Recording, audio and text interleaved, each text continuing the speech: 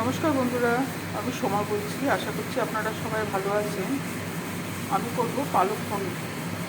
পনিরগুলোকে আমি কিউব করে কেটে রেখেছি। পেঁয়াজ কুচি, লঙ্কা আর রসুন বাটা, পালং শাকটা আমি সেদ্ধ করে বেটে রেখেছি। তেলে আমি পেঁয়াজটা দিয়ে দিচ্ছি, লবণ দিয়ে দিলাম। পেঁয়াজটা অর্ধেক ভাজা হয়ে গেছে। এবার রসুন আর কাঁচা লঙ্কা বাটাটা দিয়ে দিলাম।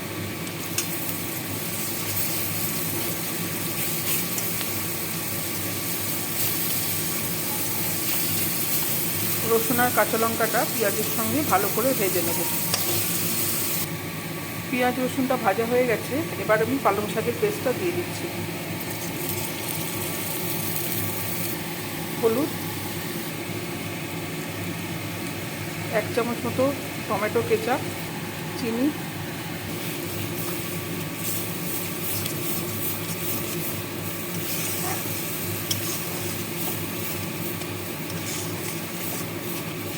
শাকটা তো সেদ্ধ করাই ছিল, আর বেশি কিছু করার নেই। এবার পনিরটা আমি দিয়ে দেবো।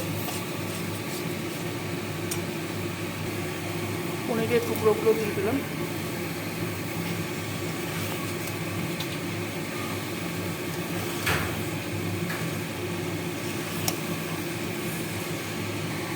গরম মশলা গুঁড়ো, ঘি,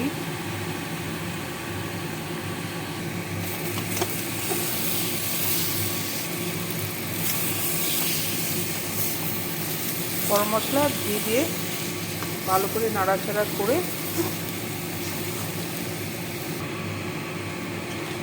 গ্যাসটা অফ করে দেব। আমার তৈরি হয়ে গেল পালক পনির।